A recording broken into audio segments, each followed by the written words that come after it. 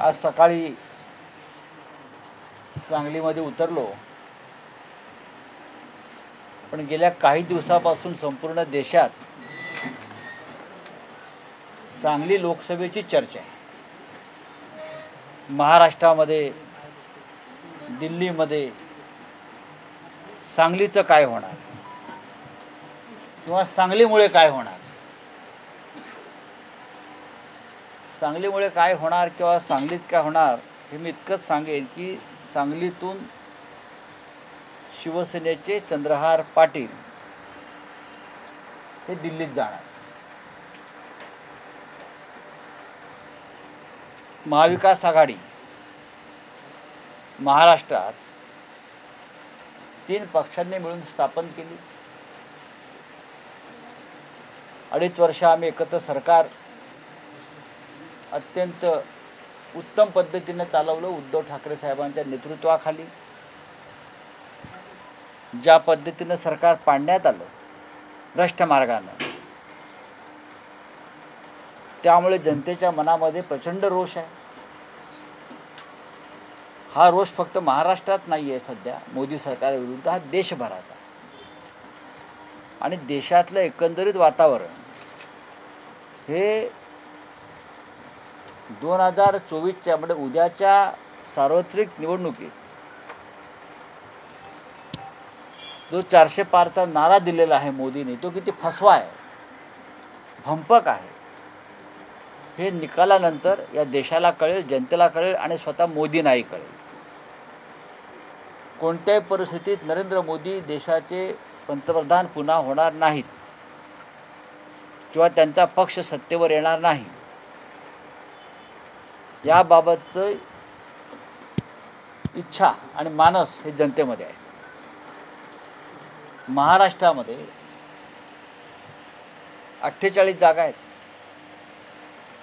आणि ज्याला आपण गेम चेंजिंग म्हणतो ती जबाबदारी महाराष्ट्रावर आहे. महाराष्ट्र, बिहार, पश्चिम बंगाल, हरियाणा आणि दिल्ली, बाकी इतर राज्य महत्त्वाचे आहेतच, ही 4 राज्य निर्णायक ठरतील. त्यात महाराष्ट्राचा वाटा मोठा असेल. 48 पैकी आम्ही किमान 35+ जागा जिंकण्याच्या मार्गावर आहोत. राष्ट्रवादी काँग्रेस पक्ष माननीय शरद पवारांच्या नेतृत्वाखाली आहे, शिवसेना उद्धव ठाकरे यांच्या नेतृत्वाखाली आणि भारतीय राष्ट्रीय काँग्रेस, या 3ही पक्षांनी अत्यंत काळजीपूर्वक लोकसभेच्या जागा वाटपात आपली भूमिका बजावलेली आहे. आणि आघाडी आणि युती म्हटली की एखाद दुसऱ्याच जागेवरून वाद होतो. आम्ही भारतीय जनता पक्षाबरोबर 25 वर्ष होतो. युतीमधलं जागा वाटप हे किती अवघड असतं, कारण प्रत्येक कार्यकर्त्याला वाटतं की हा मतदारसंघ आम्हालाच सुटावा आणि प्रत्येकाला वाटते ते आमचीच ताकद आहे. आणि त्या कार्यकर्त्यांच्या भावनांचा मानसुद्धा प्रत्येकाने राखला पाहिजे. हे मी नेहमी सांगतो, आम्ही नेहमी सांगतो. जसं शिवसेनेच्या बाबतीत म्हणाल, मुंबई आमच्यासाठी महत्त्वाची आहे, आम्ही 5 किंवा 4 जागा तिथे लढतो आहोत. तसंच सांगलीच्या बाबतीमध्ये गेल्या काही दिवसापासून सांगलीतले काही प्रमुख काँग्रेसचे कार्यकर्ते आहेत, पदाधिकारी आहेत, त्यांची एक भूमिका आहे, त्यांनी ती भूमिका व्यक्त केली आणि त्या भूमिकेचा आणि त्यांच्या भावनेचा एक राजकीय नेता म्हणून मी आदर करतो. जसं कोल्हापूर आहे, कोल्हापूरची जागा आमची स्वतःची, तिथे खासदार निवडून आला आमचा, पण आम्ही ती जागा काँग्रेसकडे दिली, कारण छत्रपती शाहू महाराजांना लढायचं आहे तिकडे. रामटेक आमचा विद्यमान खासदार तिकडे होता अनेक वर्ष, त्या जागेची आग्रही मागणी काँग्रेसनं केली,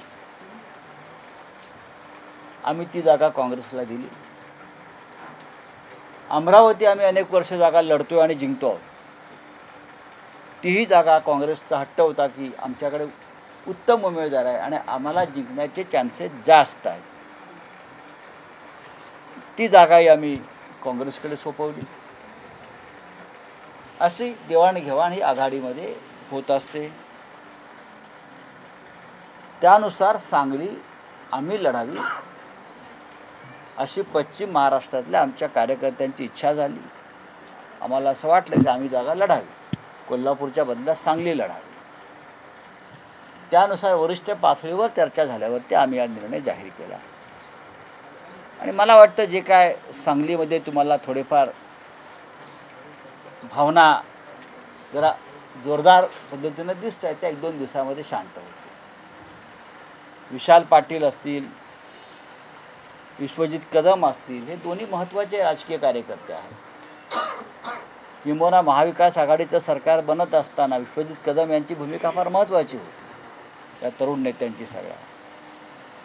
आणि उद्याच्या राजकारणामध्ये विशाल पाटील यांनासुद्धा महत्त्वाची भूमिका नक्कीच मिळेल आणि त्यासाठी शिवसेना पुढाकार घेईल असं आम्ही ठरवलेलं आहे. आम्ही एक प्रस्ताव त्या संदर्भातला दिल्लीत काँग्रेसच्या वरिष्ठांकडे पाठवलेला आहे सगळ्यांनी मिळून. त्याच्यावरती आज उद्याकडे चर्चा होईल आणि सांगलीतला विषय संपेल. मला असं वाटतं हे आता पुरेसं आहे आणि तुम्हाला जे हवं आहे हे एवढंच आहे. कोल्हापूरच्या बदल्यात सांगली हा प्रस्ताव तुमच्यापर्यंत कुणी मांडला, हे मांडणारी व्यक्ती कोण होती? 4 भिंतीतल्या गोष्टी आम्ही उघड करणं बरोबर नाही. 5 लोकांच्या काँग्रेसच्या समोर असं ठरलं असं तुम्ही सांगितलं. 5 व्यक्ती काँग्रेसच्या कोण होत्या? बघा, जागा वाटपामध्ये काँग्रेसचे नक्कीच 4-5 लोक येत होते. शिवसेनेकडून मी स्वतः किंवा माझ्याबरोबर विनायक राऊत असायचे. आम्ही फार 1-2 लोक असायचो. काँग्रेस हा मोठा राष्ट्रीय पक्ष असल्यामुळे ते 5-5, 6-6 लोक जागा वाटपामध्ये असतात आणि प्रत्येकाच्या भूमिकामध्ये कधीकधी थोडाफार बदल असतो. पण हा निर्णय एकमताने झाला, अनेक निर्णय एकमताने झाले आणि जागा वाटपामध्ये आघाडी युतीमध्ये अशा प्रकारचे वाद मतभेद होत असतात. ते फार गांभीर्याने घ्यायची गरज नाही. महाविकास आघाडीच्या वतीने अधिकृतरित्या सांगलीची उमेदवारी ही जाहीर करण्यात आली आहे का? मला असं वाटतं की शिवसेनेचे पक्षप्रमुख उद्धव ठाकरे प्रत्येक पक्ष आपापला उमेदवार जाहीर करतो. आतापर्यंत महाराष्ट्रामध्ये महाविकास आघाडी म्हणून एकही उमेदवारी जाहीर करण्यात आली नाही.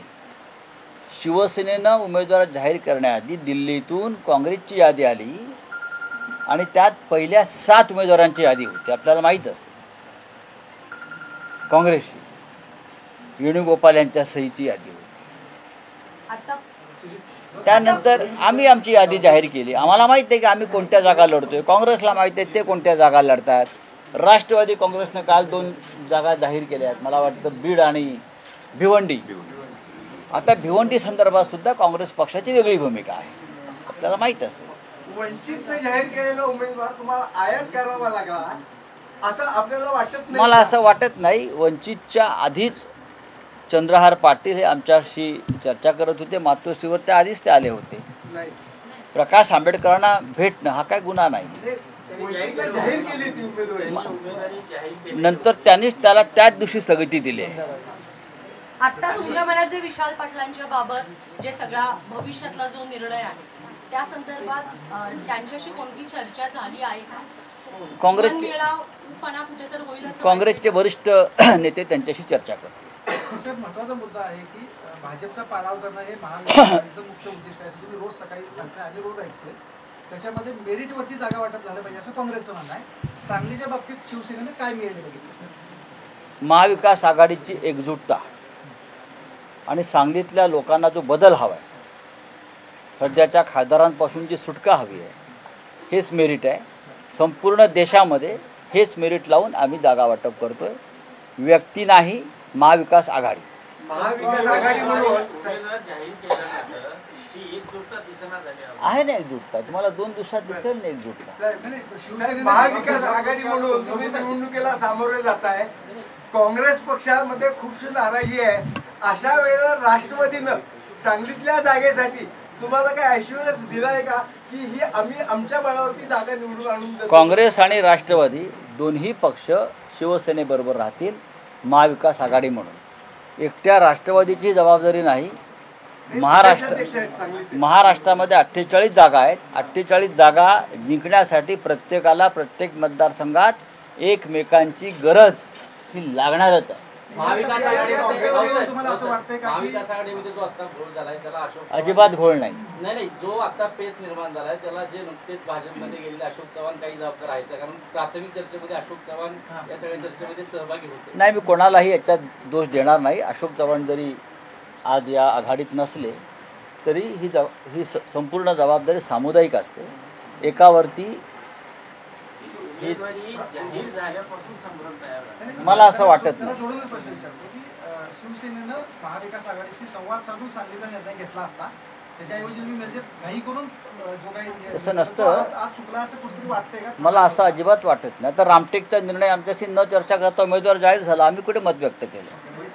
तुम्ही काँग्रेसला सुचवलं तर काँग्रेस उमेदवार द्यावा आणि तो मशाल चिन्हावरती लढावा म्हणून तुम्ही दिला का प्रस्ताव? असा प्रस्ताव आम्ही काही दिला नाही. आमचा उमेदवार आमच्यापाशी आहे आणि तो मशाल चिन्हावर लढतो. नाही, खुद्द उद्धवजींनी हा कोल्हापूरच्या बदल्यात सांगली असा कुठलाही प्रस्ताव या ठिकाणी झाला होता, चर्चा झाली होती. असं कोण म्हणताय? असं सतेज पाटील कोणत्याही चर्चेत नव्हते. खुद्द उद्धवजींनी सतेज पाटील किंवा त्याला विश्वजित कदम सुद्धा कोणत्याही चर्चेत नव्हते. सतेज पाटील किंवा विश्वजित कदम हे काँग्रेस पक्षाचे महत्त्वाचे नेते आहेत. पण ज्या चर्चा वारंवार झाल्या त्याच्यामध्ये सतेज पाटील किंवा विश्वजित कदम नव्हते. अर्थात वरिष्ठ नेत्यांना जिल्ह्यातल्या प्रमुख नेत्यांशी चर्चा करून निर्णय घ्यावा लागतो. आम्ही सुद्धा घेतो. खुद्द उद्धवजींनी चंद्रकांत पाटलांची जे नेते उपस्थित होते ते आज का बोलत नाहीत काँग्रेसचे? हा प्रश्न आमचा मूळ प्रश्न. बोलू द्या ना. ते का बोलत नाही? तुमच्यासोबत चर्चेला जे 5 नेते होते ते आज का सांगत होते की आमच्या समोर ठरलंय? आमच्यासाठी सांगलीचा विषय महत्त्वाचा नाही. तुम्ही वारंवार मला सांगलीवर विचारताय. सांगलीवरती माझं जेवढं बोलायचं आहे तेवढं बोलून झालं. मगाशी सांगितलं की बंद आड पूर्वी चर्चा होती ती जाहीर करायची नाही, अशीच एक चर्चा झाली होती ती जाहीर न केल्यामुळे थोडंफार राजकीय घडामोडी घडल्या. त्यामुळे जर तुम्हाला जर सिक्युरिटी दिली असेल तर कोण नेते आहेत काँग्रेसचे सांगायला अडचण काय आहे? कशाला सांगायचं? सांगली शिवसेना लढत आहे बस. रावसाहेब हायकमांडनं आता अर्जंट विश्वजित आणि विशालला दिल्लीमध्ये बोलवलं. चांगली गोष्ट आहे. तुम्हाला काय वाटतं यावर? काय त्यांचं हायकमांड आहे. आता आमचं पण हायकमांड आम्हाला बोलवतं ना. महाविकास आघाडीमध्ये तुमचा सुसंवाद राष्ट्रवादीशी आहे तसा तुमचा आता काँग्रेसशी शिवसेनेचा राहिला नाहीये का? 100% अधिक जास्त राहिलेलं तुम्ही आहे. आता तिघांच्या नेतृत्वात नावं घेताना शिवसेनेचं आणि राष्ट्रवादीचं घेतलं पण काँग्रेसचं नेतृत्व कोण आहे हे तुम्ही खुलं केलं नाही. राष्ट्रवादीचं नेतृत्व एकच आहे, शरद पवार. काँग्रेसचं नेतृत्व हे असं विस्तारलेलं आहे. कोणाची नावं घ्यायची? आमची चर्चा ही दिल्लीमध्ये खरगे साहेबांशी होते, सोनिया गांधींशी होते, राहुल गांधींशी होते, वेणुगोपालजीशी होते, मुकुल वासनिक हे त्या संपूर्ण जागा वाटपासंदर्भात जे राष्ट्रीय समितीचे अध्यक्ष आहेत त्यांच्याशी होते. आणखी कोणाशी व्हायला पाहिजे? नाना पटोले, बाळासाहेब थोरात हे या राज्याचे प्रमुख नेते आहेत आणि ते अनेकदा आमच्यावर बैठकीला उपस्थित असतात. तुम्ही काही वेळापूर्वी बोललाय तुम्ही की जर आले तर सोबत घेऊन नाही तर वगळून, जर मैत्रीपूर्ण लढत झाली तर काय चित्र असेल असं तुम्हाला वाटतं? मी वगळून हा शब्द वापरला नाही. मी शब्द दुरुस्त आहे. रावसाहेब कल्याणमध्ये श्रीकांत शिंदे यांना उमेदवारी जाहीर झालेली आहे. चांगली गोष्ट आहे. आम्हाला तेच समोर हवे होते. आज नाना पटोले आज दुपारी मगाशीच म्हटले की संजय राऊत हे परिस्थिती पाहण्यासाठी गेले. परिस्थिती बघायला गेलेले त्याच्या आल्यानंतर निर्णय होईल. नाना अजूनही काँग्रेस लढेल असं त्यांचं नाव आहे. नाना पटोले अगदी खरं बोलत आहेत. मी सांगलीची परिस्थिती पाहण्यासाठीच आलेलो आहोत आणि ते पाहिल्यावरती मला असं वाटलं की इथे शिवसेनेचा उमेदवार लढणं अधिक योग्य आहे.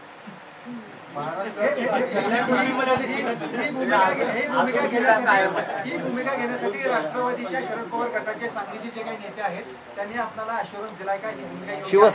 शिवसेना परिस्थिती हँडल करायला समर्थ आहे. गरज नाही. नाही, गरज सगळ्यांची आहे पण परिस्थिती हाताळायला समर्थ आहे. नारायण राणेंचं आणि शिवसेनेचा थेट सामना आपल्याला पाहायला या निवडणुकीच्या रिंगणात हा रत्नागिरी सिंधुदुर्गमध्ये मिळणार. सांगलीमध्ये फार माहिती उशिरा पोचते. नारायण राणे आणि शिवसेनेचा आतापर्यंत 3 वेळा सामना झाला. 3 वेळेला आम्ही त्यांचा पराभव केला आहे. साहेब, सुरुवातीला इतर पक्षांचे जाहीरनामे आहे. तुम्ही म्हटला की महाराष्ट्रात आणि सांगलीत काय होणार आणि सांगलीमुळे काय होणार याची चर्चा आता सगळीकडे आहे. सांगलीमुळे काय होणार म्हणजे नेमकं काय याचा काही होणार नाही, सगळं उत्तम होणार आहे. सांगलीला एक फार मोठी परंपरा आहे क्रांतीची, बरं का. आताही उत्तमच चाललंय ना. साहेब, संजय निरुपम शिवसेनेमध्ये येणार आहे, तथ्य काय? आ संजय निरुपम अशा अफवा पसरवू नका, पत्रकाराने पसरवू नये. सर, विशाल पाटलांना राज्यसभेवरती पाठवलं जाणार अशी चर्चा होती. मग अनिल देसाईंच्या जागी त्यांची हे होणार आहे का निश्चित? आपण जरा राज्यसभेच्या बलाबलाचा आणि एकंदरीत पद्धतीचा अभ्यास करा. 2026 होते. या क्षणी आमच्याकडे बहुमत नाही. या क्षणी अनिल देसाई लोकसभेवर आहेत आणि त्यांच्या राज्यसभेची मुदत संपलेली आहे.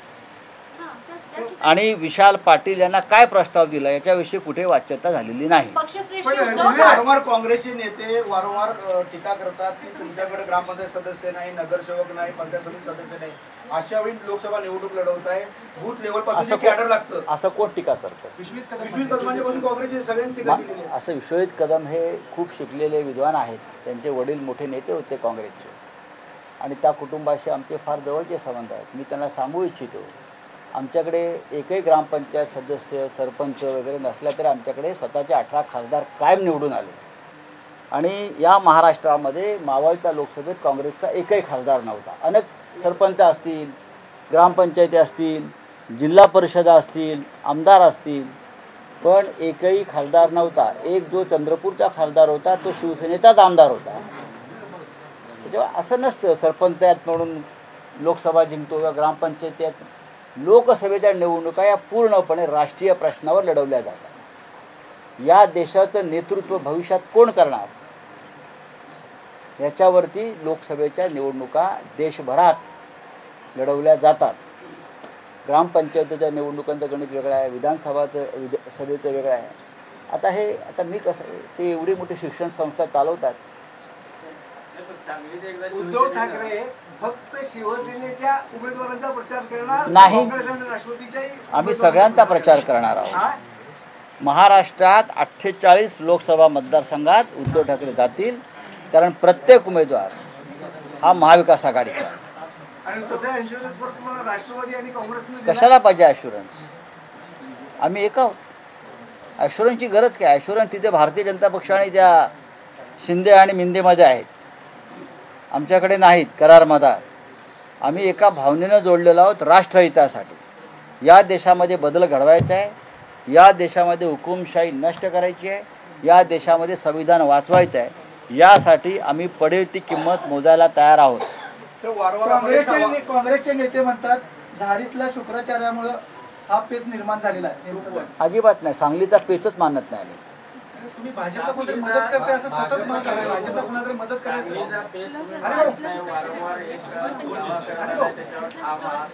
दररोज आपण बोलताना सांगली शब्द आपल्या तोंडातून बाहेर आले. लोक सांगली कारण आम्ही सांगली प्रथम लढतो, आम्हाला सांगलीवरती प्रेम बसलं. आपण वारंवार सांगताय की पंतप्रधान पद जर पाहिजे असेल तर एका जागेसाठी पंतप्रधान तुम्ही सोडणार आहेत का? मग इंडिया आघाडीमध्ये असं ठरलेलं आहे की सत्ता आली तर काँग्रेसचा पंतप्रधान करायचा. हा एक त्याला आपण नॅचरल चॉईस किंवा नॅचरल जस्टिस म्हणतो. त्यानुसार काँग्रेस हा एकमेव राष्ट्रीय पक्ष आमच्याबरोबर असा आहे आमच्या आघाडीत. इतरसुद्धा असतील, कम्युनिस्ट आहेत, जो 100च्या वर जागा जिंकू शकतो. आणि काँग्रेसनं 100च्या वर जागा जिंकल्याशिवाय या देशात बदल होणार नाही. त्याच्यामुळे प्रधानमंत्री पदावर त्यांचाच हक्क असू शकतो. दिलेला आहे नाही. तुम्हाला इकडला खासदार बदलायचा सध्याचा निष्क्रिय. अट्टहास काँग्रेसचा हा का अट्टहास आहे? काँग्रेसचा का अट्टहास आहे? जर उद्धव ठाकरेजींनी स्वतः उमेदवारी चंद्रहार पाटलांची एका शेतकऱ्याच्या मुलाची जाहीर केलेली असताना का अट्टहास आहे काँग्रेसचा? हा अट्टहास त्यांचा हळूहळू कमी होईल. नक्की 100 नक्कीच. सांगलीमध्ये काँग्रेसकडून मैत्रीपूर्ण लढतीचे वारंवार वक्तव्य केलं जात आहे. आम्हाला जर ही जागा सोडली नाही तर आम्ही मैत्रीपूर्ण लढतीची भाषा कोणी करत असेल तर त्याला मी राजकीय परिपक्वता म्हणत नाही. हे जर मैत्रीपूर्ण लढतीचं लोण पसरलं तर अख्ख्या 48 जागांवर तशा लढती होतील. आघाडीमध्ये किंवा युतीमध्ये कधीही मैत्रीपूर्ण लढत होत नाही. एक तर मैत्री होते किंवा लढत होते. हा खासदारकी निवडणुकांचा विषय झाला. आजपर्यंत ग्राउंड रूटला शिवसेना सांगली जिल्ह्यात जिवंत ठेवली आहे. अनेक दिग्गजांनी सांगली जिल्ह्यात सत्तेत नसताना ज्या पद्धतीनं सत्तेत नसताना अनेकांचे हाल होत आहेत, त्या कार्यकर्त्यांना कधी न्याय देणार शिवसेना? ते ज्या अर्थी अजूनही शिवसेनेबरोबर टिकून आहेत या वादळात संकटात, त्या अर्थी त्यांची पक्षावर निष्ठा आणि श्रद्धा आहे. शिवसेना अशाच कार्यकर्त्यांमुळे टिकून आहे, ज्यांना वर्षानुवर्ष काही मिळालं नाही पण ते पक्षाचं काम करतात. ज्यांना मिळाले ते सोडून गेले. चला, थँक्यू.